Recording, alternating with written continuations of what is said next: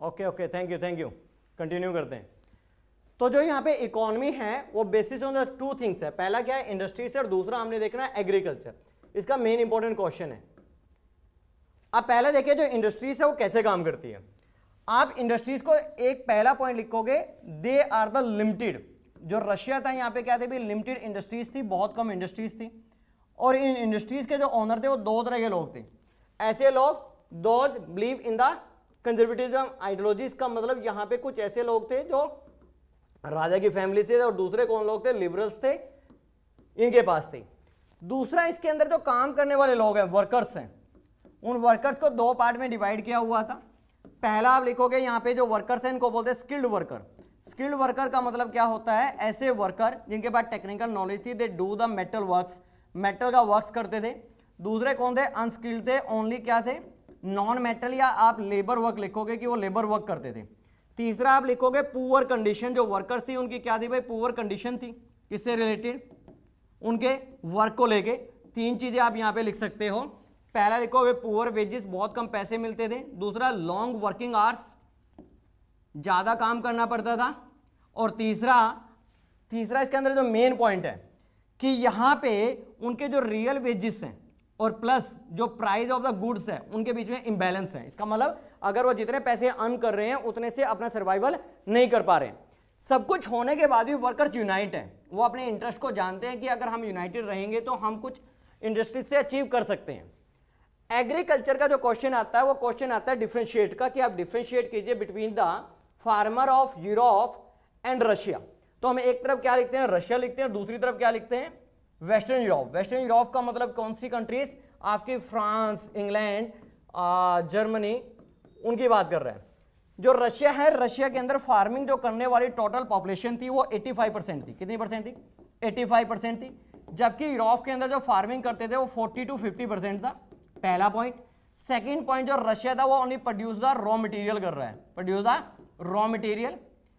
जबकि यूरोप के अंदर बहुत सारी इंडस्ट्रीज लग चुकी थी, तो उनका जो मेन सोर्स ऑफ इनकम था दोनों चीजों से हो रहा था, एग्रीकल्चर और इंडस्ट्रीज, क्योंकि already I told you about that कि इंडस्ट्रीज बहुत कम थी। तीसरा, रशिया का जो फार्मर है वो दो तरह से अलग है, किससे, यूरोप से। पहला, उसका अलग होने का जो सबसे बड़ा कारण ये है, जो फार्मर्स है they do the collective farming. Collective farming का मतलब है कि वो सारे एक ही खेत पे काम करते, जो उससे प्रॉफिट आता था उस प्रॉफिट को आपस में डिवाइड कर लेते थे, उसको बोला जाता है कम्यून। कम्यून का मतलब है कलेक्टिव प्रॉफिट, या दूसरा इसका नाम दिया गया था मीर। तो आपसे पूछा जाएगा व्हाट इज द मीर और commune, this is the collective profit है। अब जो फार्मर्स हैं सेकंड पॉइंट के अंदर, सेकंड में जो फार्मर्स हैं ये क्या करते हैं, they not respect to nobility. Nobility का मतलब जो वहां के एरिस्टोक्रेट्स थे उनको रिस्पेक्ट नहीं करते थे, जबकि यूरोप के फार्मर्स क्या हैं, रिस्पेक्ट करते थे। यहाँ पे आप क्या लिखोगे, इंडिविजुअल फार्मिंग, वो क्या कर रहे हैं, कलेक्टिव फार्मिंग कर रहे हैं, अपने फार्म्स को पीरियोडिकली पूल्ड करते हैं। इंडिविजुअली फार्मिंग है, और ये क्या करते हैं, रिस्पेक्ट टू नोबेलिटी, और रिस्पेक्ट करते हैं किसको, नोबेलिटी को। ये आपका 3 नंबर का question can be asked in the your school exam, और क्वेश्चन आ सकता है what was the working condition of worker in the industries before the revolt. लिखिए, कोई डाउट है तो बताइए आप, प्लीज यू राइट डाउन।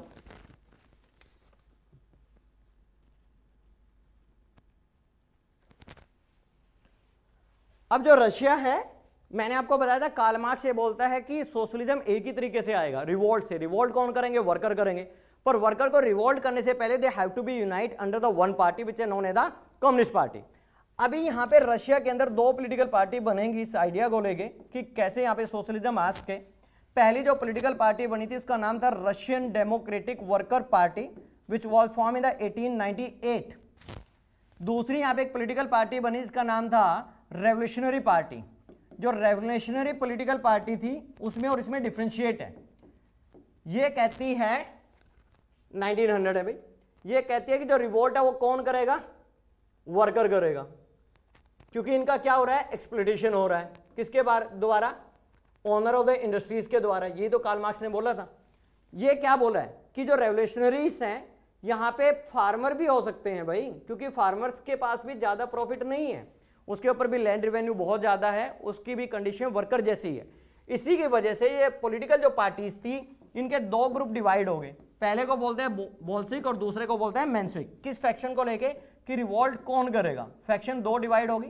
पहला कौन सा बोल रहा है, बोल्शेविक। बोल्शेविक का लिटरली जो मीनिंग होता है मेजोरिटी। दूसरे कौन है, मेंशेविक। मेंशेविक का मतलब होता है माइनॉरिटी। जो बोल्शेविक है वो कहते हैं मेंबरशिप क्या रहेगी, लिमिटेड रहेगी। मेंबरशिप क्या है भाई, लिमिटेड है। इसका मतलब इसके लिमिटेड ही मेंबर बन सकते हैं। वो मेंबर कौन बनेंगे, वो ओनली वर्कर बन सकते हैं। इसका जो लीडर था उनका नाम था व्लादिमीर लेनिन। अब एक नया नाम आया, लेनिन। लेनिन एक ऐसा फिलोसफर प्लस रेवोल्यूशनरी है जिसने कार्ल मार्क्स की थ्योरी को प्रैक्टिकली पॉसिबल करके दिखाया है।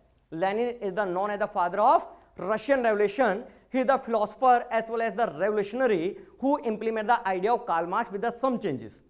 कार्ल मार्क्स एक चीज कहता था, जब रिवोल्ट हो जाएगी ना, रिवोल्ट होने के बाद दुनिया में कोई स्टेट होगा ही नहीं। जो हम कहते हैं ना, Indonesia, Malaysia, Philippine, Singapore, Brunei, Vietnam, Laos, Cambodia, ये होंगे ही नहीं। लेनिन बोलता है ऐसा नहीं होगा भाई, स्टेट तो रहेंगे, बॉर्डर्स रहेंगे, हर एक कंट्री का अपना इकोनॉमी और स्ट्रक्चर अलग है। मेंशेविक क्या बोलते हैं, membership open for all the people, open for all. यहाँ पे कोई भी आ सकता है, आपके वर्कर भी आ सकते हैं, और दूसरे कौन आ सकते हैं, पीजेंट भी आ सकते हैं, और तीसरा कोई भी अदर ग्रुप ज्वाइन कर सकता है। इसके जो बड़े लीडर थे उनका नाम था क्रेंस्की। क्या नाम था भाई, क्रेंस्की। आगे पढ़ेंगे भी क्रेंस्की के बारे में, क्रेंस्की था। अब देखिए ये क्यों कहता है कि वर्कर ही रहेंगे, क्योंकि कार्ल मार्क्स ने बोला है, कहता है वर्कर क्या है, एक्सप्लॉइटेड है, यूनाइटेड है, they can do the revolt. इन सभी पॉलिटिकल पार्टीज की एक डिमांड थी। क्या डिमांड थी, ये बड़ा क्वेश्चन है यहाँ पे बेटे। एक डिमांड थी, वो डिमांड क्या है, डिमांड ये चाहते थे कि ये रशिया के अंदर एक इलेक्टेड असेंबली होनी चाहिए, और इलेक्टेड असेंबली क्या हो, उसके बनाए गए रूल्स को कौन फॉलो करे भाई, राजा फॉलो करे, सार निकोलस करे। इसका मतलब king should be subjected to the elected assembly होना जरूरी है। ठीक है, किंग क्या होना चाहिए, सब्जेक्टेड टू असेंबली हो, राजा बिल्कुल भी नहीं चाहता था। अब यहां पे क्या है कि वर्कर की कंडीशन बहुत बुरी है, वो मैं आपको पहले पढ़ा चुका हूं।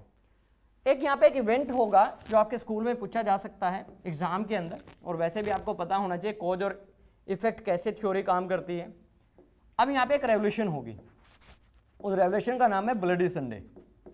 एक इंसिडेंट था जिसकी वजह से एक रिवोल्ट हो। दो क्वेश्चन आते हैं, ब्लडी संडे कब हुआ, 1905 में। ब्लडी संडे का जो लीडर था वो कौन था, Father Gapon is the name of the person, he was the main leader. अब ये बोलता है ये क्यों हुई, इसका बड़ा रीजन क्या है। इसके दो बड़े रीजन हैं जो आप समझ सकते हो, पहला और दूसरा। पहला रीजन ये है कि कुछ वर्कर्स किसी इंडस्ट्रीज से क्या कर दिए गए थे, सस्पेंड कर दिए थे, हटा दिए गए थे विदाउट एनी रीजन। मैंने अभी आपको बोला वर्कर्स डिवाइडेड थे दो ग्रुप के अंदर, पहला कौन था, स्किल्ड और अनस्किल्ड, मेटल और नॉन मेटल। और जो मेटल वर्कर थे उनको एरिस्टोक्रेट्स, एरिस्टोक्रेट्स का मतलब होता है स्मॉल ग्रुप, पावरफुल, पर फिर भी क्या थे, यूनाइटेड थे। दूसरा, उनके जो रियल वेजेस हैं और जो उनको मिल रहे थे, ठीक है, मार्केट का जो प्राइस है, उन दोनों में इम्बैलेंस था। अगर वो 100 रुपीज अर्न कर रहे हैं तो उनकी बेसिक नीड 120 से फुलफिल हो रही है। वो चाहते थे हमारे वेजेस और working condition should be improve. इसीलिए इन्होंने मार्च किया, मार्च में पैदल चलना toward the winter palace. This is the like जैसे हमारे देश में प्रेसिडेंट हाउस है। राजा ने ऑर्डर दिया किसको, अपने सोल्जर्स को। सोल्जर्स ने क्या किया, हार्ड मेथड। हार्ड मेथड का मतलब वायलेंस, और इस वायलेंस की वजह से 100 वर्कर्स क्या हो गए, किल्ड हो गए, और लगभग 300 वर्कर्स क्या हो गए, वाउंडेड हो गए। इसी की वजह से एक नया नाम आया जिसको बोलते हैं ब्लडी संडे इवेंट। पर इससे क्वेश्चन आता है कि व्हाट इज द कॉन्सिक्वेंसेस, इस इवेंट से कॉन्सिक्वेंसेस क्या हुआ। राजा को लगता है यार बहुत ज़्यादा हो गया, और ज़्यादा होने की वजह से अब लोग मेरे और अगेंस्ट जाएंगे। अगर मेरे को अगेंस्ट बचाना है तो हम क्या कर सकते हैं। उसका करने का तरीका है कि जो इनकी डिमांड थी, डिमांड क्या थी, इलेक्टेड असेंबली, उसको मान लेते हैं। ठीक है जी। अब यहाँ पे क्या हुआ, एक इलेक्टेड असेंबली बनाई गई। उस इलेक्टेड असेंबली का नाम क्या है, ड्यूमा। जैसे मैं आपको लास्ट चैप्टर के अंदर वर्किंग इंस्टीट्यूशन में बता रहा था कि लेजिस्लेचर जो रशिया है उसमें का नाम क्या है, ड्यूमा। तो यहाँ पे ड्यूमा बनाई दी गई, पर ड्यूमा के पास कम ही पावर थी, क्योंकि इसका काम था ओनली लॉ बना के देना किसको, राजा को। इसका काम क्या था, ओनली लॉ बनाना किसको, राजा को देना। इसका मतलब राजा सब्जेक्टेड टू इलेक्टेड असेंबली होगा। ड्यूमा के बारे में 3 पॉइंट याद कर लीजिए, बहुत आसान हो जाएगा। पहली, ड्यूमा को 75 डेज के अंदर राजा के द्वारा सस्पेंड कर दिया गया, क्योंकि राजा किसी भी तरह की अपने ऊपर कंट्रोल नहीं चाहता था। फिर इसको 3 मंथ्स के बाद सस्पेंड कर दिया गया, 3 महीने के बाद फिर इसको सस्पेंड कर दिया गया। अंडरस्टूड, पहले 75 डेज, फिर कितना हो गए, 3 मंथ। अब उसके बाद इसको फाइनली जब सस्पेंड किया गया, उस डेट को बोलते हैं 25 फेब 1917 को, जो फेब रेवोल्यूशन थी, इसको पूरी तरह से सस्पेंड कर दिया। जब इसको सस्पेंड किया तो इसके अंदर ज्यादातर उन लोगों को इलेक्ट कर लिया गया जो कंजर्वेटिव आइडियोलॉजी को फॉलो करते हैं। कंजर्वेटिव आइडियोलॉजी का मतलब क्या है? मोनार्की। कंजर्वेटिव आइडियोलॉजी का मतलब क्या है भाई? मोनार्की। मोनार्की मैंने रूल्ड बाय किंग। और फाइनली इसको यहाँ पे सस्पेंड कर दिया। ड्यूमा के बारे में 3 ही बातें। Elected assembly form in 1905 due to the incident of bloody Sunday. Firstly it was suspended in 75 days, later on 3 months, और finally suspended in the 25th Feb 1917। Yes, you बेटे please you write down. Thank you Tushar, you also best student बेटे। अब Russia का economic condition बहुत बुरा था, पर राजा को हमेशा यह लगा रहता है कि मेरा एम्पायर बहुत बड़ा होना चाहिए। दुनिया के अंदर एक वॉर स्टार्ट हुआ which is the popularly known as the world war. पहला जो वर्ल्ड वॉर हुआ दुनिया के अंदर, इसको हम इंडस्ट्रियल वॉर भी बोलते हैं क्योंकि इसके अंदर इंडस्ट्रियल प्रोडक्शन ऑफ वेपन्स को यूज किया गया। First world war start in 1914 to 1918। जो फर्स्ट वर्ल्ड वॉर है आप देखोगे, फर्स्ट वर्ल्ड वॉर के अंदर पहले तो यहाँ पे 2 ग्रुप्स बन गए। इन ग्रुप्स के नाम आपको पता होने चाहिए। तो ग्रुप्स के नाम बहुत आसानी से आप लर्न कर सकते हो। एक कंट्री हम कौन सी पढ़ रहे हैं? रशिया। रशिया क्या चाहती है? मोनार्की। दुनिया में मोनार्की का सबसे बड़ा एग्जाम्पल कौन है? इंग्लैंड। इंग्लैंड का एक बहुत अच्छा दोस्त है, उसको बोलते हैं फ्रांस। इन सारी कंट्रीज को एक नाम दिया गया था अलाइड पावर। यहाँ पे एक पावर होती है, इसको बोलते हैं सेंट्रल पावर। सेंटर क्यों था? क्योंकि ये यूरोप के मैप के अंदर सेंटर में लोकेटेड थी। सेंटर के अंदर आपने पढ़ोगे जर्मनी। जर्मनी के साथ एक कंट्री होती है, इसका नाम था Austria and Hungary empire, Habsburg empire. Habsburg is the name of the dynasty ruler. तीसरा जर्मनी, ऑस्ट्रिया एंड हंगरी, और थर्ड वन इसके अंदर था ओटोमन एम्पायर जिसका नाम था भाई टर्की। अब देखिए रशिया की कंडीशन बहुत बुरी है। कंडीशन बुरी होने के बाद भी जो रशिया का रूलर है सार निकोलस, ये चाहता है कि यहां पे सारे की पावर मेरे पास होनी चाहिए।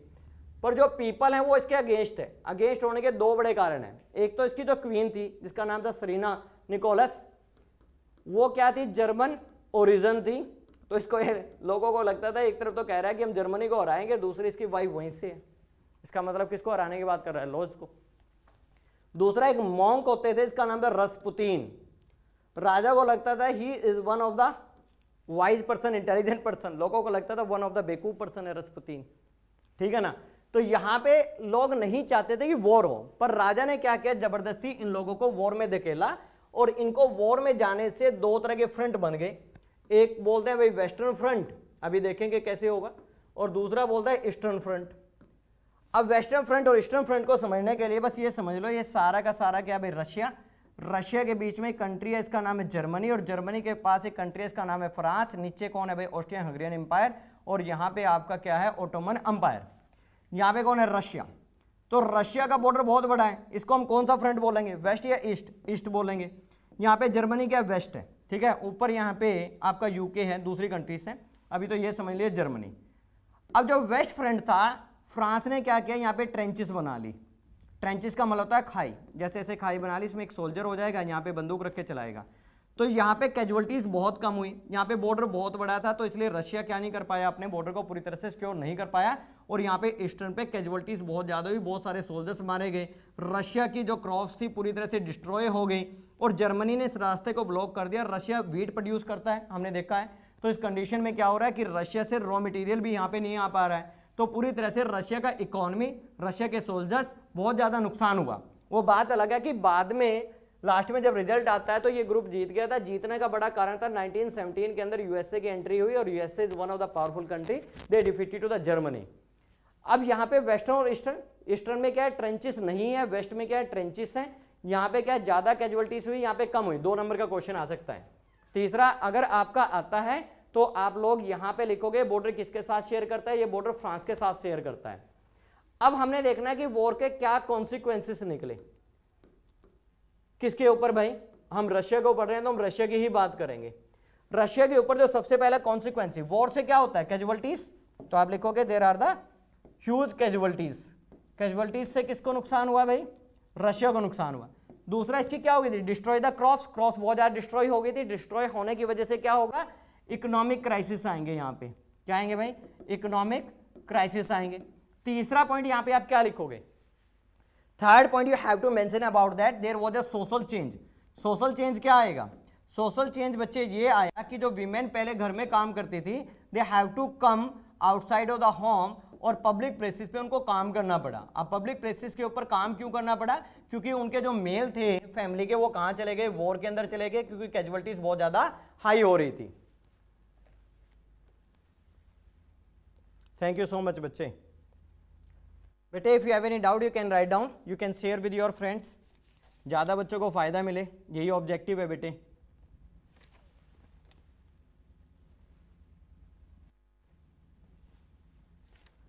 अब हमारे पास दो बड़े रिवोल्ट आते हैं, जो आपका मेन क्वेश्चन आएगा, रेवोल्यूशंस। रेवोल्यूशन होती क्या है? रेवोल्यूशन का मतलब होता है जब मैसिव स्केल पे लोग चेंज चाहते हैं, उसको रेवोल्यूशन बोलते हैं। तो हमने यहाँ पे तीन चीजें देखेंगे यहीं पे एक ही स्लाइड में। पहला हम देखेंगे फेब रेवोल्यूशन, दूसरा कौन सा रेवोल्यूशन देखोगे आप? अक्टूबर रेवोल्यूशन, और तीसरा कौन सा रेवोल्यूशन होगा भाई? After the October revolution. पर फेब रेवोल्यूशन और अक्टूबर रेवोल्यूशन के बीच का एक इवेंट है जिसको बोलते हैं April thesis. Thesis April month है भाई, और थीसिस का मतलब होता है कोई रिटन डॉक्यूमेंट। फिर यहाँ पे क्या होगी? अक्टूबर रेवोल्यूशन होगी, और अक्टूबर रेवोल्यूशन के बाद क्या चेंजेस आए कहाँ पे? रशिया के अंदर। सबसे पहले देखिए फेब रेवोल्यूशन 1917, आपने याद रखना कि it was against of monarchy. किसके अगेंस्ट है भाई? Against of monarchy, because they were not happy with the decision of king during the first world war. Second point आप लिखोगे there is a one river, river का नाम है नीवा। नीवा के दो बैंक है, एक राइट बैंक है, एक लेफ्ट बैंक है। जो राइट बैंक थे वहां पे क्या होते थे? वर्कर्स रहते थे, बहुत ज्यादा इंडस्ट्रीज थी, आप वो लिखोगे। लेफ्ट बैंक पे क्या थे भाई? बड़े बड़े पैलेस थे, पैलेस के साथ साथ ओनर के हाउसेस थे। अब एक टाइमलाइन याद कर लोगे बस। पहला लिखोगे 22 मार्च, फिर लिखोगे 23 मार्च, फिर लिखोगे 25 मार्च, फिर लिखोगे 27 फेब, और सबसे लास्ट में लिखोगे 2 मार्च। बस ये टाइमलाइन याद कर लीजिए, फेब रिवॉल्ट हो गया। अब यहाँ पे सबसे ज्यादा प्रॉब्लम किसको? वर्कर्स को, क्योंकि इंडस्ट्रीज में एक्सप्लॉयटेशन किसका हो रहा है? वर्कर का। तो वर्कर ने क्या की भाई? सबसे पहले worker started the strike. Strike का मतलब है they will not do the work, वो काम नहीं करेंगे। नहीं करेंगे तो क्या नहीं होगा? प्रोडक्शन नहीं होगा। प्रोडक्शन नहीं होगा, किसको नुकसान होगा? ओनर को नुकसान होगा। फिर 23 को स्ट्राइक को ज्वाइनेड बाय वीमेन, और इसी डेट को कंसीडर कर लिया गया इंटरनेशनल वीमेन डे। पर जब आप गूगल पे चेक करोगे यू विल फाइंड दैट कि 8 March is celebrated as the international women day. वो आप एनसीईआरटी से try to find and write in the chat box, अच्छा लगेगा। 25 को मैंने आपको बताया सस्पेंडेड द ड्यूमा। ड्यूमा को सस्पेंड कर दिया गया, और जैसे ही ड्यूमा को सस्पेंड किया, क्योंकि इलेक्टेड मेंबर्स थे, वो भी इनकी सपोर्ट में आ गए। 27 को यहाँ पे रैंक सेक्ट कर दिया। रैंक सेक्ट का मतलब है पुलिस स्टेशन को पूरी तरह से अपने अंडर ऑफ द कंट्रोल ले लिया, और जब आर्मी को बुलाया गया तो आर्मी ने इन वर्कर्स को ज्वाइन कर लिया। और वर्कर्स और प्लस आर्मी जब ज्वाइन करेगी मिलिट्री, तो यहाँ पे एक वर्ड आएगा सोवियत। सोवियत का मतलब होता है काउंसिल, काउंसिल का मतलब ग्रुप। ये हो गया। 2 मार्च को फाइनली किंग को एब्डिकेटेड कर दिया गया, हटा दिया गया पूरी तरह से, एब्डिकेटेड टू किंग। और यहाँ पे एक नई गवर्नमेंट बनी, इस गवर्नमेंट का नाम रखा गया provisional government, which was form by the former member of Duma and Soviet. इसका मतलब जो प्रोविजनल गवर्नमेंट बनेगी उसमें कौन आ जाएंगे भाई? 2 तरह के लोग आएंगे, एक तो फॉर्मर मेंबर ऑफ ड्यूमा जो सस्पेंडेड किया है, और दूसरा यहाँ पे क्या लिखा है? सोवियत। और इसका जो पीएम बनेगा उस पीएम का नाम क्या है भाई? क्रेंस्की। आप बोलोगे सर लेनिन कहाँ पे गया? लेनिन को एग्जाइल कर दिया गया था, और उसमें वो जर्मनी के अंदर था। अब लेनिन क्या करता है? एंट्री करता है धमाकेदार, और उसने इस क्रेंस्की की गवर्नमेंट के सामने 3 डिमांड रखी, which is the popularly known as the April thesis. Most probably this question will come in your exam. April thesis, this are the 3 demands by the Lenin to the provisional government which was form by the former member of Duma and the leader of Soviet union. पहली demand ये थी कि आप क्या करो? War to be close, war को पूरी तरह से क्लोज कर दीजिए, क्योंकि वॉर से हमें फायदा नहीं हो रहा है। 1917 की बात करें, वॉर 1918 में खत्म हुआ। सेकेंड पॉइंट यह बोलता है कि मैं क्या करूंगा? बैंक्स को नेशनलाइज कर दीजिए। जब बैंक नेशनलाइज का मतलब होता है अंडर ऑफ द गवर्नमेंट कर दीजिए। जब अंडर ऑफ द गवर्नमेंट होगा तो पब्लिक वेलफेयर ज्यादा होगा। और तीसरा बोला था जो लैंड है किसके पास है? नोबेलिटी के पास है, उसको ट्रांसफर कर दीजिए। किसको? पीजेंट को, जो खेती करते हैं लोग, उनको दे दीजिए। This are the 3 demands. किससे? प्रोविजनल गवर्नमेंट से, जिसके हेड कौन थे भाई? क्रेंस्की। कौन थे? क्रेंस्की थे। कुल मिला के क्रेंस्की ये लगता है अभी टाइम नहीं है सारे एकदम से चेंजेस को इंप्लीमेंट करने के लिए। लेनिन को लगता है कि अगर इन चेंजेस को अभी इंप्लीमेंट नहीं किया गया तो दो चीजें होंगी, पहला क्या होगा कि यहां पे डिक्टेटरशिप आ जाएगी केरेंस्की की, और सेकंड क्या होगा, we are not able to do our socialist activities. इसलिए प्लान किया गया October revolution which is done in 1917। October revolution का जो पहला पॉइंट आप लिखोगे, this revolution was against of provisional government. Provisional का मतलब है against of the Kerensky, provisional government के अगेंस्ट है। दूसरा आप क्या लिखोगे सेकंड पॉइंट अक्टूबर रेवोल्यूशन के अंदर, it was started by Lenin. किसने स्टार्ट की भाई, लेनिन ने। लेनिन ने किसको लिया, दो तरह के लोगों को लिया। पहले कौन है, सोवियत। सोवियत पहले ग्रुप था, और सोवियत के साथ साथ एक मिलिट्री ग्रुप होता था जो लेनिन को पसंद करता था, उसको ले लिया, और एक काउंसिल बनाई जिसको बोलते हैं मिलिट्री काउंसिल। मिलिट्री काउंसिल मतलब ग्रुप बना दिया, एक ऑर्गेनाइजेशन बना दिया। मिलिट्री काउंसिल के जो हेड थे उनको बनाया ट्रोस्की को, और ट्रोस्की क्या था, लॉयल पर्सन था किसका भाई, लेनिन का। मिलिट्री काउंसिल ने तीन बड़े काम किए। जैसे पता लगा केरेंस्की फ्ली टू अमेरिका, अमेरिका भाग गया। सेकंड क्या किया, पहला सॉरी वो तो उसकी वजह से भाग गया। पहले इन्होंने क्या किया, कंट्रोल ऑन ऑफिस कर लिया। जितने भी ऑफिस थे उनको कंट्रोल कर लिया, जो बड़े ऑफिसर्स थे उनको सबको अरेस्ट कर लिया। थर्ड, प्रेस सेंसरशिप कर दी, मतलब पूरी तरह से कंट्रोल कर दिया। और इसी कंट्रोल की वजह से यहाँ पे क्या आ गया बेटे, सोशलिस्ट जो इकोनॉमी थी उसका डोमिनेंस आ गया, सोशलिज्म आ गया। अब यहाँ पे जो लीडर थे प्रोविजनल गवर्नमेंट के वो कौन थे, लेनिन। लेनिन ने उसके बाद क्या किया, बहुत आसान है। पहला क्या लिखोगे आप, वॉर को क्लोज कर दिया, जो उसकी डिमांड थी अप्रैलिस थीसिस के अंदर। सेकंड, बैंक्स को क्या कर दिया, नेशनलाइज कर दिया। तीसरा, उसने अनाउंस कर दिया कि जो लैंड है वो ट्रांसफर करेंगे पीजेंट को। जो बड़े बड़े हाउसेस थे उनको क्या कर दिया भाई, डिवाइडेड कर दिया according to the number of families of the worker. जो वर्कर होंगे उनकी फैमिली के मेंबर्स को दे दिया, मतलब तीन तो वही चेंजेस है। साथ में डिक्लेयर कर दिया हम एक कॉन्स्टिट्यूएंट असेंबली बनाएंगे इलेक्शन के थ्रू, और जैसे ही कॉन्स्टिट्यूएंट असेंबली के अंदर इलेक्शन हो जाएगा हम कॉन्स्टिट्यूशन बनाएंगे। इलेक्शन हुआ, इलेक्शन होने की वजह से जो बोल्शिक होते थे, लेनिन की पॉलिटिकल पार्टी थी, इसको मेजोरिटी ही नहीं मिली। इसका मतलब इसके कम मेंबर जीत के आए, क्योंकि लोग चाहते थे डेमोक्रेसी, और ये किसमें बिलीव करता था, वन पार्टी रूल के अंदर, कम्युनिस्ट सिस्टम के अंदर। फिर इसने क्या बोला कि कोई इलेक्शन की जरूरत ही नहीं है, हम पूरी तरह से डेमोक्रेटिक है, और आज से जो बोल्शिक पार्टी है, जो कार्ल मार्क्स का आइडिया था, हम उसी को लेके चलते हैं, और यहाँ पे क्या आएगा, कम्युनिस्ट आएगा, और Bolshevik party rename as a communist party.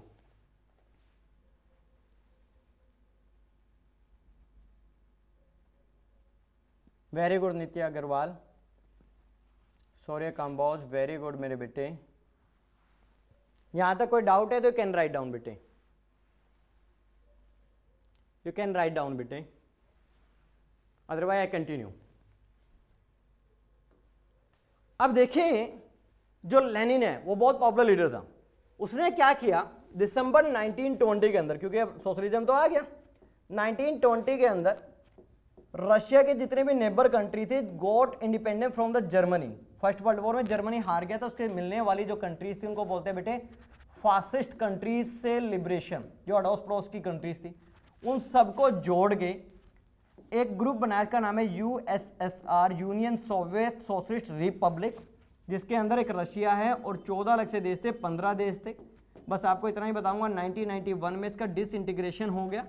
Disintegration का मतलब होता है टूटना। जैसे ये डिसइंटीग्रेशन हुआ, डिसइंटीग्रेशन का मतलब टूटना, और ये 15 देश 15 कंट्री के अंदर डिवाइड हो गया 1991 में, जिनको बोलते हैं CIS या PCS। CIS का मतलब होता है कॉमनवेल्थ इंडिपेंडेंट स्टेट, और PCS का मतलब होता है पोस्ट कम्युनिस्ट स्टेट्स। CIS का मतलब क्या है, कॉमनवेल्थ इंडिपेंडेंट स्टेट, PCS का मतलब है पोस्ट कम्युनिस्ट स्टेट। अब ये चाहते थे हमारी इकोनॉमी को इंप्रूव किया जाए। क्या चाहते हैं, अपनी इकोनॉमी को इंप्रूव किया जाए। इकोनॉमी को जो इंप्रूव करने का एक ही तरीका है कि इन लोगों को क्या करना पड़ेगा, अपनी इंडस्ट्रियलाइजेशन के ऊपर फोकस करना पड़ेगा। लेनिन की डेथ के बाद यहां पे जो रोलर बने उनका नाम है भाई स्टालिन। क्या नाम है भाई, स्टालिन। और स्टालिन रशिया के बहुत पॉपुलर और लॉन्ग टाइम सर्विंग प्रेसिडेंट रहे हैं। इसने अपनी इकोनॉमी को इंप्रूव करने के लिए एक सिस्टम अडॉप्ट किया which is the popularly known as the plan economy. Plan economy का मतलब है कि आप पहले प्लान करोगे और प्लान करने के बाद उसके ऊपर काम करोगे। भारत के अंदर भी होती थी, अभी तो 1991 के बाद न्यू इकोनॉमिक पॉलिसी जब से आई है तो हमने कैपिटलिज्म के ऊपर फोकस कर दिया। प्लान इकोनॉमी को चलाने के लिए एक इंस्टीट्यूशन बनाया, इसका नाम था प्लानिंग कमीशन। हमारे देश में भी था, अब इसको खत्म कर दिया गया, replace with the NITI Aayog. और प्लानिंग कमीशन ने क्या किया, 2 प्लान बनाए 1927 से लेकर 1932 तक और 1933 से लेकर 5 ईयर जोड़ लीजिए 38 तक। ठीक है जी। अब इसने बोला कि डेवलपमेंट एक ही तरह से हो सकता है जब हम इंडस्ट्रियल डेवलपमेंट करें। क्यों करें भाई? क्योंकि इंडस्ट्रियल में क्या है, सरप्लस है। और इंडस्ट्रियल डेवलपमेंट का मतलब है स्टेट कंट्रोल इंडस्ट्रीज। इंडस्ट्रीज के ऊपर कंट्रोल किसका रहेगा? स्टेट का रहेगा। इसके लिए जो वर्कर्स थे उनको हायर किया गया और इंडस्ट्रियल डेवलपमेंट के ऊपर जोर दिया। पर वर्कर की कंडीशन इसमें भी बुरी थी बेचारे की, गरीब अब भी मरेगा। क्यों मरेगा?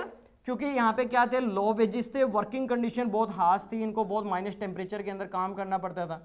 साथ में आप बोलोगे not facility, worker as a कोई फैसिलिटी नहीं थी, पर इन वर्कर्स की फैमिली को बहुत अच्छी फैसिलिटीज़ दी गई। फैमिलीज़ को बहुत अच्छी फैसिलिटीज़ दी गई, जैसे कि एजुकेशन को फ्री कर दिया गया, हेल्थ को फ्री कर दिया गया, अकोमोडेशन को फ्री कर दिया गया। तो वर्कर इसलिए खुश हैं क्योंकि उनकी फैमिली को कुछ मिल रहा है। साथ में इन्होंने फोकस किया एग्रीकल्चर के ऊपर, क्योंकि ज़्यादा तो एग्रीकल्चर ही हो रहा था, इंडस्ट्री तो अभी डेवलप हो ही रही थी। एग्रीकल्चर के ऊपर जब ध्यान दिया तो सबसे पहला स्टालिन ने काम किया fix prices for the crops. Fix prices for crops. अब जो क्रॉप्स हैं वो सारे के सारी आप किसको सेल आउट करोगे? स्टेट को करोगे, क्योंकि स्टेट क्या कर रहा है, कंट्रोल कर रहा है किसको? एग्रीकल्चर को। पर उसको ये पता लगा कि इससे 2 प्रॉब्लम आ रही है। पहली प्रॉब्लम तो ये आ रही है, जो स्मॉल फार्मर्स हैं उनके पास तो इतना ही प्रोडक्शन होता है जिससे वो सर्वाइवल कर पाए। जो बिग लैंडलॉर्ड्स हैं, इनको कुल्स बोला गया, ये भी क्वेश्चन आता है कुल्स कौन है? Big landlords. उन्होंने क्या करना स्टार्ट कर दिया, वो स्टेट को बेचना नहीं चाहते थे क्योंकि प्राइस बहुत कम था, इसलिए उन्होंने अपने पास ही स्टोर करना स्टार्ट कर दिया। जब स्टालिन को इस बात का पता लगा तो स्टालिन ने क्या किया, 1929 के अंदर एक प्रोग्राम स्टार्ट कर दिया, इसको बोलते हैं कलेक्टिविजेशन प्रोग्राम।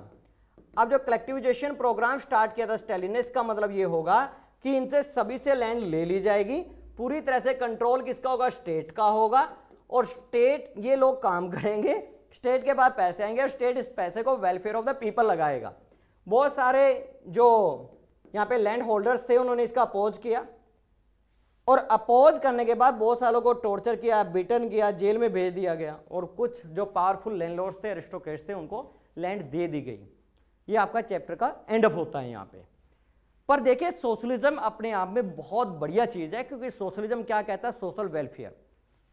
कई कंट्रीज ये सोचती हैं, कई स्कॉलर ये सोचते हैं कि जैसे यूएसएसआर का डिसइंटीग्रेशन हो गया तो एंड ऑफ सोशलिज्म भी हो गया। नहीं, आज भी देखिए दुनिया की सारी ही कंट्री लगभग सोशल वेलफेयर करती हैं थ्रू पब्लिक फैसिलिटीज। जब वो सोशल वेलफेयर कर रही है तो डेफिनेटली वहाँ पे सोशलिज्म अभी भी सर्वाइवल है। दुनिया को एक अच्छा आइडिया मिला कि स्टेट को वेलफेयर ऑफ द पीपल करना ही चाहिए, उसके लिए उसके पास रिसोर्सेज होने जरूरी हैं। अब बड़ा क्वेश्चन ये है, क्या भारत इसको फॉलो करता है? यस, भारत इसको फॉलो करता है, क्योंकि India have the mixed economy. और मिक्स इकोनॉमी का मतलब है कि हमारे देश के अंदर कुछ प्राइवेट सेक्टर जैसे प्राइवेट स्कूल, कुछ हमारे देश के अंदर पब्लिक सेक्टर है जैसे गवर्नमेंट स्कूल। तो this is the thing about this chapter. Now you can write your problems लिख लीजिए।